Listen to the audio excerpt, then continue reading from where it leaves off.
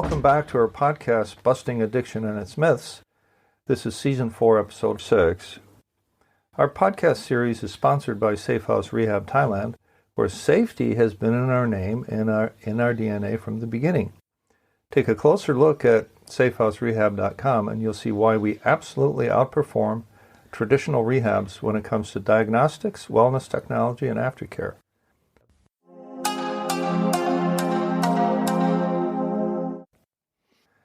I'm Bruno J., your host, and today I'm pleased to have as our special guest Tomas, originally from Germany, and now planning to live here in Thailand, at least for a little while. Welcome, Tomas, and thank you for being part of our series dedicated primarily to the families of addicts and alcoholics to help them recover from this deadly disease that affects everyone in the family, and to reveal insights that will give suffering families some hope for a brighter future. So welcome aboard, Tomas. Bruno J., so happy to be here. Thank you for having me. Tomas, I want to make this into 2 episodes while we have you here with us today. The second half to be about what happened to wake you up, how you're staying clean and sober today, and what are your ambitions for the future. I would also like our audience to know more about how Al-Anon has helped you and your family, if that's the case. And so tell me a little bit more, tell our listeners a little bit more about what your typical daily ritual is to help you stay sane and sober. What do you do on a regular daily basis? I love this question. Thank you so much. I try to get 2 activities in the day. I try to get a meeting of one of the fellowships that I do. And I'm a member of AA, I'm a member of Al-Anon, of ACA, I do SLAA. I try to get one meeting in it, and I always try to get a physical part in. You know, I like going to the gym or having any kind of physical workout. It can even be a walk or but my thing is, going to the gym for an hour a day. So I'm mostly, about 3 years sober, I discovered the beauty and the necessity of a morning routine. So what I do is I get up in the morning, I have a little morning routine. What do you do? I do have a coffee and I do feed myself. I do nourish myself with some little breakfast. Then I sit down, I meditate for minimum. If I'm completely crazy, like the minimum would be 3 minutes or 7 minutes, sometimes 20 minutes. If I need to make a big decision that can go out for an hour, then I sit down, I journal, and there's plenty of ways of journaling. One is the morning pages as described by the Artist Way. It's a very useful tool. One other one is drawing my emotions. I love drawing my emotions. Well, that's good. Because I can then from outside look at myself and see, oh, this boy is hurt and he's frightened. Very important for you. Yes. Very important for you because you had been stuffing them for so long. Yes. Yeah. This boy needs a hug. I tend to when I'm, scared. And that's okay with you now, whereas before we wouldn't go near it, right? It took the grief. I think only after the grief came out it was even possible. Do you read any AA steps or do you read the daily reflections in the morning? Do you center back to AA? I read different stuff. I have a couple of morning readers right now. I'm in Thailand for 5 months, and I only have one of my phone, which is Language of the Heart by Pia Melody. Good enough. Or Melody BT. I always get them confused because they both have melody. Well, Language of the Heart is Bill W. No, it's actually not. No, you are right. It's the language of letting go. Actually, it's the language of letting go. I love this one. It's very soft and I love One Day at a Time and Al-Anon also. Courage to Change. Courage to Change, a good one. So they're spiritually based, is the point, right? All of these, they're spiritually. All of these. When I instead of doing a morning reader, jump on social media, or then I miss out on the. Then you're off and running. Exactly. We don't need that, do we? It's correct. It's correct. That's correct. We don't need to do that. That's correct. What would you say to somebody who has struggled as you do in the worthy struggle? I mean this in the humble, worthy way. Has struggled with the need to connect with who you really are, at an emotional level, what would you say to that person? There's plenty of us. I went through a similar thing where, it was explained to me that in the early going, why was I on a roller coaster ride? I asked my treatment team.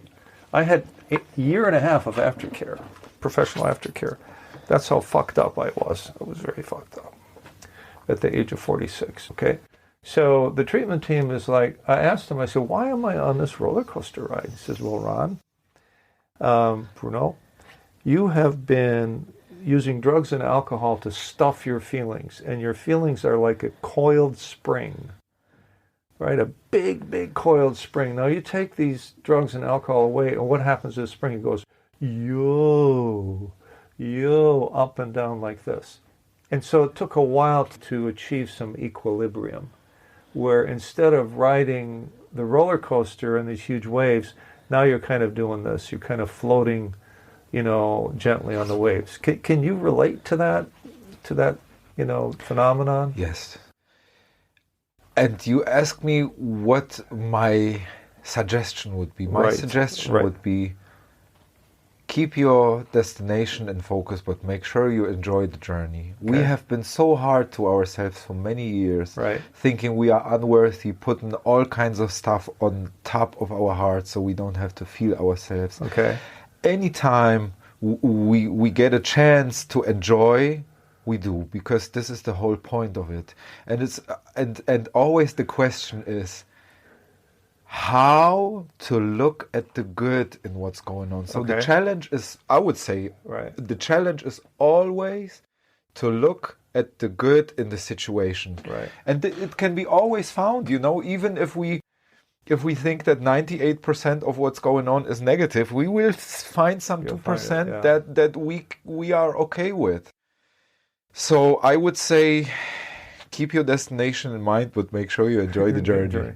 How about the concept, and I'm sure you've seen this develop within yourself, the concept of empathy for other people, where I know that when I was in my selfish state, I couldn't give a shit less. But over time, I began to have more empathy. I could walk a mile in your shoes. Do you see that happening for yourself? I always thought, as a kid, I was not allowed to cry. So when I go through hardships, it's very rare for me to cry. Okay. But last year, I was in a relationship with someone that I had some affection for, and they were seriously hurting themselves, and I was crying every night out of compassion. It was just so beautiful to see that I'm even capable of doing it. It was a painful experience because of course, I'd rather be happy and so on and so forth. But at the same point, I was like, wow, Thomas, so you are actually a very compassionate human being.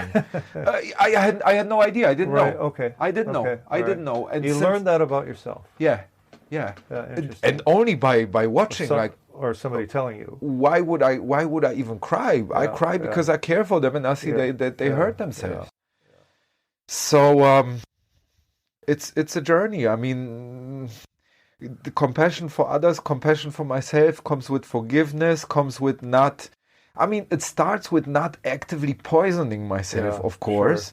Sure. Stop acting out. And then from then, I don't know if compassion for others comes or compassion for oneself comes first. I think it goes back and forth, probably. It unravels. Yeah. So kindness is a way of life, right? I guess so. Yeah, for yourself and for others. I guess so. What parting comments do you want to make to fellows like you who are doing their very, very best to get sober, stay sober, and live an inspired life? You are allowed to. It's your birthright. It's your birthright to be sober and happy. And even if you not yet can see it, and shall you struggle today, I was struggling very hard, and it gets better and better and better. They have a saying in AA, don't quit before the miracle happens, but also don't quit after the miracle happens. Keep going. It's your birthright to be happy. But what are the conditions? The conditions of... Well, in other words, at the end of our promises say, if we work for them. Those we have to the conditions. And this is the painful part, because we have to do the work. See, and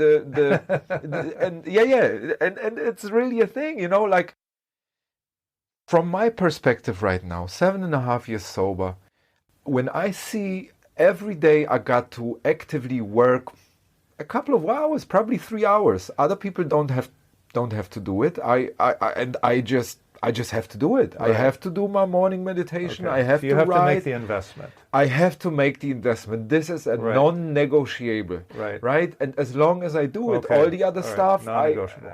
Exactly. All the other stuff I can rely on. Perfect. And it's also, I mean, it can be very painful. People who you love will not understand. People who you love will not care. People who you love will go their path. You cannot do anything with it. Right. You can just, decide, am I going to do it or not? So that's the serenity prayer right there, isn't it? Accept the things I cannot change, right? Wow, yeah, that makes sense. Yeah, I guess so, right? Yeah. Okay. Danke sehr. Dankeschön. Sehr gut. Very, very good. Very good. Dankeschön. I won't cut a thing out. I liked it all. Cool. I liked it all.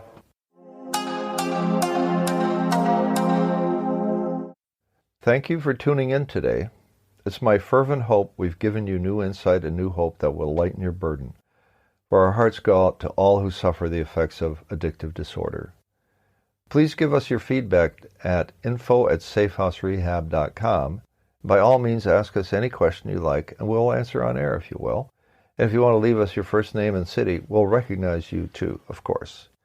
This podcast is sponsored by safehouserehab.com, where we take a modern approach to recovery, something all families of those who suffer deserve. Tune in next week for more.